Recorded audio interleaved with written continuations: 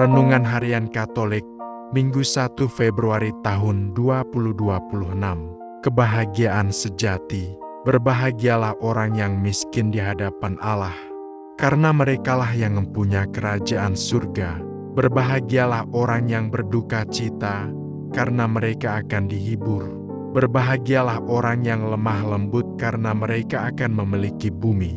Matius bab 5, ayat 3-5. Saudara-saudara, Yesus mengundang kita untuk menempuh jalan yang berlawanan dari logika dunia. Ia tidak menawarkan popularitas atau kekuasaan, tetapi hati yang bersih, sikap damai, dan keberanian untuk tetap hidup benar di tengah ketidakadilan.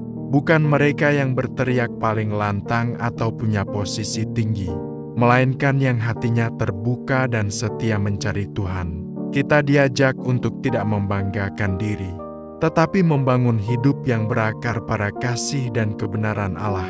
Hidup bahagia menurut Injil berarti hidup yang memberi diri bagi sesama. Ketika kita berdiri bersama yang kecil dan tersingkir, ketika kita memaafkan alih-alih membalas dendam, ketika kita memilih kebenaran meskipun itu tidak populer, di sanalah kerajaan Allah hadir. Semoga kita menjadi bagian dari umat yang rendah hati dan tulus, yang membawa terang Kristus dalam dunia yang gelap. Dalam Injil hari ini, Tuhan mengajak kita semua untuk merenungkan tentang kebahagiaan hidup. Kebahagiaan hidup bukan terletak pada kekayaan atau kehebatan, tetapi terutama dalam sikap kerendahan hati, kesucian hati, kepekaan pada orang lain, dan ketergantungan pada Tuhan. Ucapan bahagia ini hendaknya kita baca dengan tenang, kita resapkan dalam hati.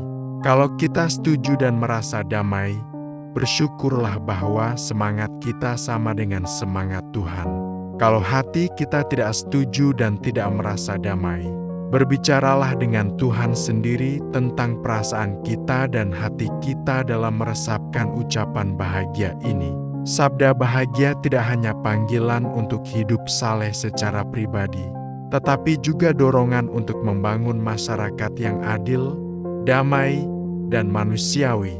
Dunia kita hari ini dibanjiri oleh berita palsu, ujaran kebencian, dan budaya membuang mereka yang lemah. Kita dipanggil menjadi orang-orang yang membawa damai, bukan sekedar dengan kata-kata, melainkan juga lewat tindakan konkret, menolak korupsi, menghindari diskriminasi, merawat ciptaan, serta memperjuangkan yang tertindas. Sabda bahagia yang disampaikan oleh Yesus memang sangat menantang dan kadang-kadang sulit dipahami. Bagaimana mungkin orang miskin, berduka cita, yang lapar dan haus, dicela dan dianiaya itu dapat merasakan kebahagiaan? Namun juga dipuji bahagia mereka yang lemah lembut, murah hati, suci hatinya, membawa damai, dan lain-lain. Dilihat dari dua kategori itu, arahnya menjadi jelas bukan apa yang tampak oleh manusia. Kebahagiaan sejati itu ditentukan, melainkan oleh apa yang dikehendaki dan diarahkan oleh Allah.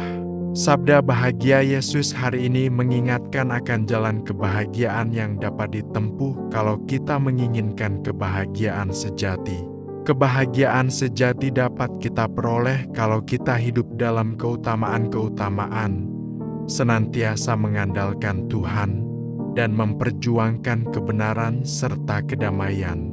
Siapapun dijanjikan kebahagiaan sejati jika melewati jalan itu.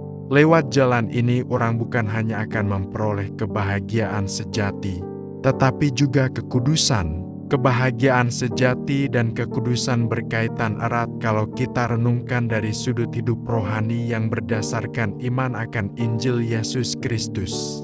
Kekudusan itulah yang menentukan dan membuat para kudus mengalami kebahagiaan sejati bersama Bapa di surga. Kekudusan berarti bersatunya manusia dengan Allah yang Maha Kudus. Kebahagiaan sejati terjadi apabila orang bersatu dengan Bapa di rumahnya. Setiap orang ingin bahagia. Segala usaha ditempuh agar kebahagiaan itu didapatkan. yang ditempuh masing-masing orang berbeda-beda tergantung dia mengartikan kebahagiaan itu.